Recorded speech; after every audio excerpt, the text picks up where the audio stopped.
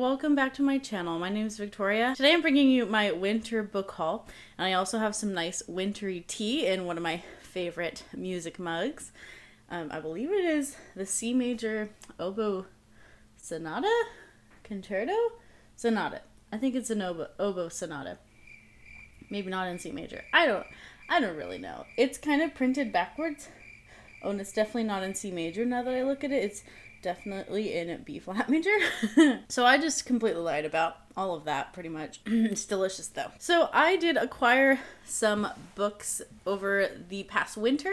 I actually got a lot of books for Christmas, which is not usually something that happens to me, but I decided to share my like Amazon book wish list with my parents, and they ended up getting me a bunch of books for Christmas. Just because it was a wish list that I had like already made, and they're like, what do you want for Christmas? And I was like, I don't know, here's the book wish list, because I already had it made, because I have it in for my channel too. So they just got it, and then they bought a bunch of books off of it, which was really nice of them. So I have a bunch of books from Christmas, a lot of things that I wanted or had read and just didn't have another copy of. We got kind of a hodgepodge of things, also some used books, and some stuff that I bought for read-alongs, and a little bit of book of the month. Not very much. I actually skipped January and February of book of the month, just because I'm trying to be good and only order books from book of the month when I'm gonna read them like immediately. So we'll see if that happens for me in March, if I end up ordering some books for March and reading them, hopefully immediately, because that's my plan. But I did not order any for January and February, also just because like none of them really stood out to me the last couple months, so that was kind of a bummer as well. I'm hoping for a lot of good choices from Book of the Month in March, because they're upping their amount of books that they're offering. They're offering 7 choices rather than 5, so that's exciting. So hopefully there will be something in that 7 that I will like. Also, March is my birthday month, and I think I have a free credit because of my birthday with Book of the Month. So I think I actually can get 2 books and 1 for free. So that's awesome. So I'm hoping for good choices in March. But anyways, we're rambling and you want to see books. So let's do it. I think I'll start with my Christmas haul. So first up I have to show you is The Blue Castle by L.M. Montgomery. I'm super excited that I have this now. It's kind of a L.M. Montgomery book that I don't hear a lot of talk about. I would be really curious to know who out there has read this. I'm sure some of you have, but this follows Valency Sterling, who lives on a quiet little street in an ugly little house and never dares to contradict her domineering mother and her unforgiving aunt. So it sounds like she's a girl who's kind of oppressed at home a little bit by some strong personalities, and then she gets a letter and decides that very day things need to change. I love L.M. Montgomery. I love the Anne series. That's actually all I've read. I haven't read any of her other stuff. I really want to read Emily of New Moon as well, so maybe that'll happen sometime. But in the meantime, I have The Blue Castle, and I just love this cover. It's so pretty, and excited about that. Next up, I have the trilogy of the Temeraire trilogy. Are there more books? I don't know. All I know is that I have 3 of them, so maybe it's a trilogy. Hopefully it is, because that would be cool if I didn't have to buy more books. But I have His Majesty's Dragon by Naomi Novik, and then I have book 2, Throne of Jade by Naomi Novik, and also Black Powder War. And so this is a series that was on my radar for quite some time, like back when I really like first started watching BookTube. I forget the name of the booktuber, but she's a bigger booktuber, had really been a fan of these, and if I remember her name, I will put it somewhere here. But I heard it first there, and have always been interested. Dragon series that's based on like the Napoleonic Wars, I think, so that just sounds really fun and interesting. I like a good history mixed with fantasy, and dragons can never go wrong there, and I've heard good things, so hopefully sometime I can pick up the Temeraire series. Next up, I have a slew of C.S. Lewis books, some that I have read, some that I have not. So the ones that I have read are The Pilgrim's Regress, and so now I have my own copy. I read this back last year at some point with David Wiley as a buddy read, and I didn't have a physical copy. I read an ebook copy, I think maybe a library copy. And so now I have my own physical copy, which is great because I really enjoyed this one out. I really want to revisit it someday. It was just really fascinating. One of C.S. Lewis's earlier works after he became a Christian, and it is a play on Pilgrim's Progress as well. So I have not read Pilgrim's Progress. I have it and I need to read it, but I have read Pilgrim's Regress, and it is a fascinating book. And the next one that I also read last year, I read quite a bit of C.S. Lewis last year, is Abolition of Man. And so it's very small but very dense as far as the topics, and I remember it being difficult to read, and despite how short it was. There's just a lot of really lofty thoughts, a lot of good thoughts. And so now I have Abolition of Man, which I can read again and mark up and highlight, which I would really need to do, I think, if I reread this. And I read it the first time on audio, so that also wasn't the best choice, I think, for this. So very glad to have a physical copy of this now. The next two C.S. Lewis books I have not read, and I'm glad that I now have them on my shelf when I'm ready for some C.S. Lewis in my life that is new to me. The first one is Surprised by Joy. And I'm not completely sure what this one is. Surprised by Joy, and then it says The Shape of My Early Life. So I'm wondering if this is autobiographical, which would be cool if it is. I would really be interested in that. Yeah, it is. So C.S. Lewis shares his enthralling spiritual journey through his early life, chronicling his conversion to the Christian faith. That's really cool. I didn't even realize this was, like, his autobiography. So that's great. And then the last C.S. Lewis book that I have to haul is The Four Loves. And this is about the ways in which love, I think, like, permeates our lives, interacts in our lives. And it says at the top, I guess the four loves I assume that are going to be discussed are affection, friendship, eros, and charity. So different types of love in your life. Very interested to see what C.S. Lewis has to say about love. And the last one that I got for Christmas was one that I had kind of tagged onto my Amazon wish list and not thought too much about, and never really thought anyone would get it for me because it's kind of different than what I usually read. It is and it isn't. But this is actually written by the principal flutist of the London Symphony. He's, I believe, even like currently the principal flutist. And he wrote back a while back, I think maybe 2012. But it's called The Show Must Go On Tour with the London Symphony in 1912 and 2012. And I've been so interested in this book ever since I learned about it. I'm just so stoked that I have it now. But it's about the London Symphony, and he is going to compare 1912 London Symphony with 2012 London Symphony. And it's just about like life as an orchestral musician, touring, and the experiences that they have. And what is so fascinating to me about this book, and what caught my attention, is that in 1912, the London Symphony was slated to perform on the Titanic. So that's the tour that they're talking about.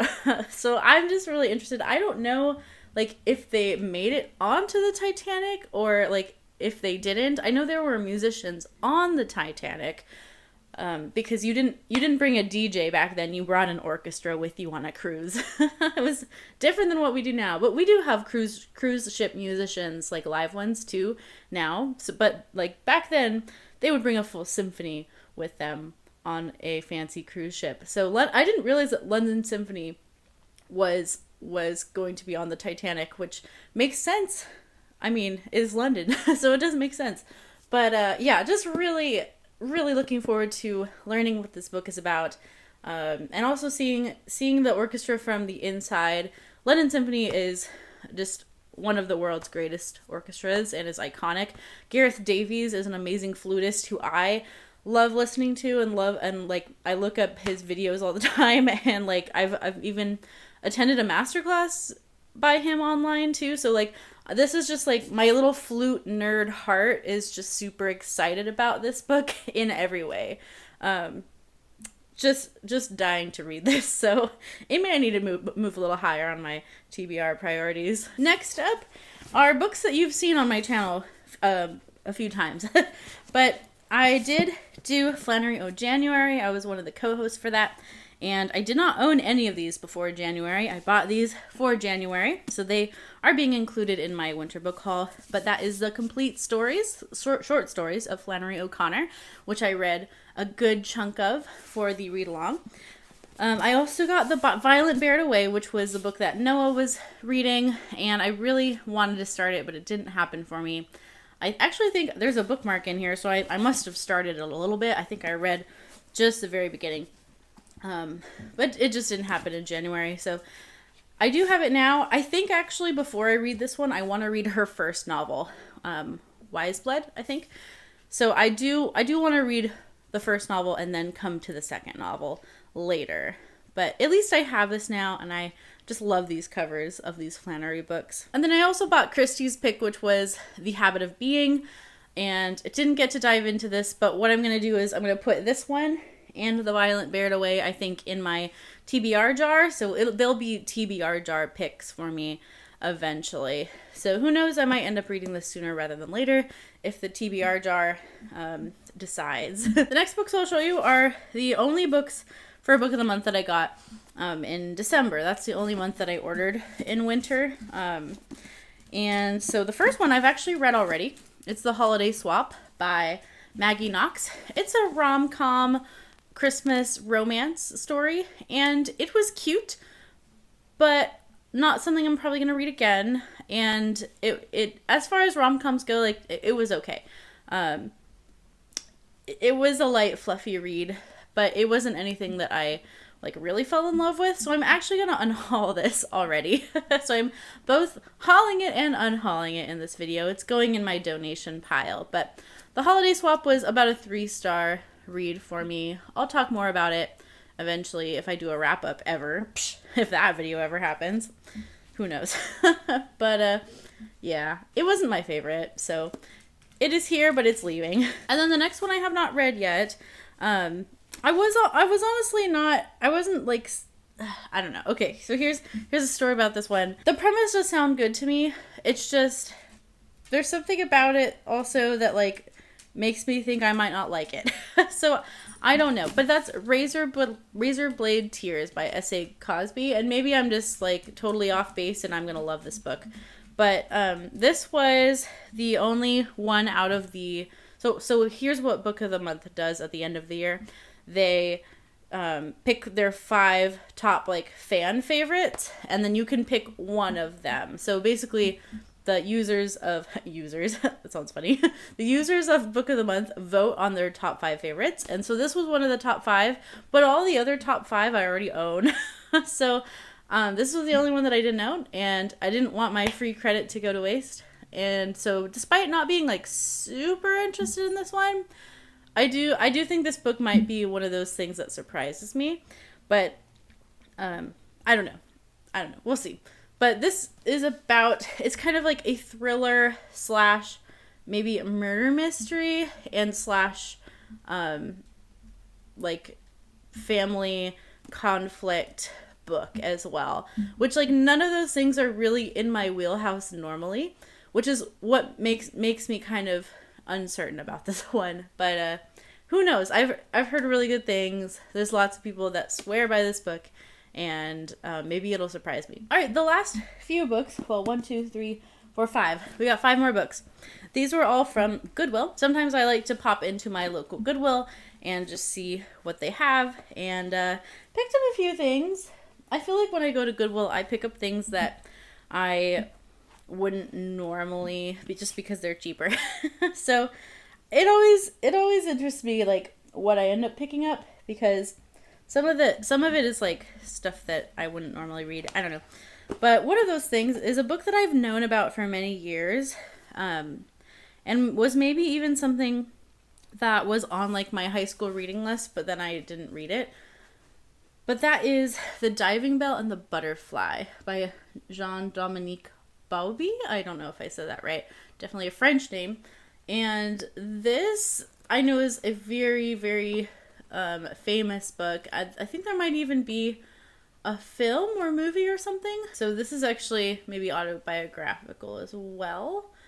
I am kind of floundering because I don't really know what this book is, but it says the 43-year-old editor of French Elle. So she was the editor of Elle magazine. Didn't know that. Suffered a massive stroke.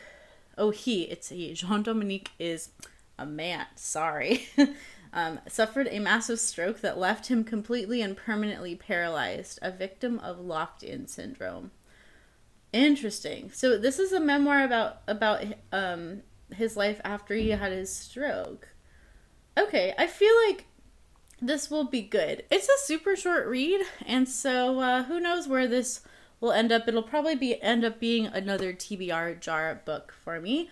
So I don't know. I have no immediate plans to read this quickly, but let me know if you've read it and you know much more about it. Next up, I have a book by an author that I have read before and enjoyed, but this one has gotten kind of strange reviews or mixed reviews. But this is by Mark Haddon. It's A Spot of Bother.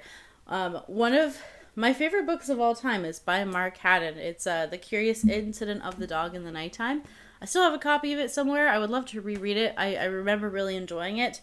I read it very young, like in high school, and one of my friends in high school, it was like his favorite book, so he is the one that had me read it.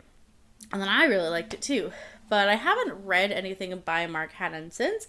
I don't know if he has very much as far as books, but this one is maybe his second one. Oh yeah, it is the second one. It says Unforgettable Follow-Up to The Curious Incident of the Dog in the Nighttime. So I'm not sure if we're following the same characters or not. And this one sounds like it's a family drama as well. Another thing that it could be hit or miss for me, so we'll see. But it's about George Hall, who is retiring, and then his daughter Katie announces she's getting married to the deeply inappropriate Ray. So it sounds like she's marrying someone that the family does not approve of, and the Hall family is thrown into a tizzy. So definitely family drama of some sort. The cover's kind of gnarly because it has this little dude who's like bleeding from the leg, or like he has his leg chopped off. So that's kind of disturbing. Next up, I have a book that I have read and just really enjoyed, but didn't have a physical copy. And now I do. This was a really intense read. It's centered around 9/11, and that is Extremely Loud and Incredibly Close by Jonathan Safran Foer. I loved this book when I read it, but it's been a really long time, so wanted to revisit it someday. So now I own a copy. The next one is totally a risk. It's totally a risky book for me. I do not know if I'm going to like this. I've seen a few booktubers that I like and that I respect read this, and some have liked it and some have hated it. And that's The Pillars of the Earth by Ken Follett. I believe this is sometimes a slow read, which is why I've heard mixed things. But it's about this cathedral. It's about the building of the greatest Gothic cathedral the world has ever known. And we follow a devout and resourceful monk, and he's building this cathedral. That's all I've really heard, and I've heard that there's just like a lot of long descriptions of the cathedral. I've just heard it's kind of a dense read, but I have seen some people really enjoy it. It's an Oprah Book Club book. Didn't know that. I've always been like kind of curious about this one, and it was a Goodwill book. It was cheap, so we picked it up. All right, one more, and that is a nonfiction Christian book by an author who I have really enjoyed in the past, and that is After You Believe by N.T. Wright. I have a good friend who's a pastor who actually married Julio and I. He officiated our wedding, and he's a big fan of N.T. Wright, and so I've always been curious to read more stuff by N.T. Wright. What have I read by N.T. Wright? I feel like I've read something, but I can't remember right now. And I like how this also is dealing with like, how should Christians live in the here and now? How do we view Christianity? And like in a practical sense, like how is it really going to affect our lives? So yes, interested in some N.T. Wright. That is it for my winter book haul. Let me know if you've read any or you are interested in reading any of these books with me as a buddy reader or anything. And we'll see what the spring book haul holds. I'm really trying not to buy many more books, so I don't think the spring book haul will be as big as this one, just because this whole book situation, book room, is going to change to a baby room, and I don't know where I'm going to put these books. I still don't know. Still don't know what's going to happen with that, so don't want to get a lot more books. So the spring book haul might be barely anything, if anything. I hope you have a wonderful rest of your day. Keep reading great books. Thanks so much for watching today, and until next time, bye-bye.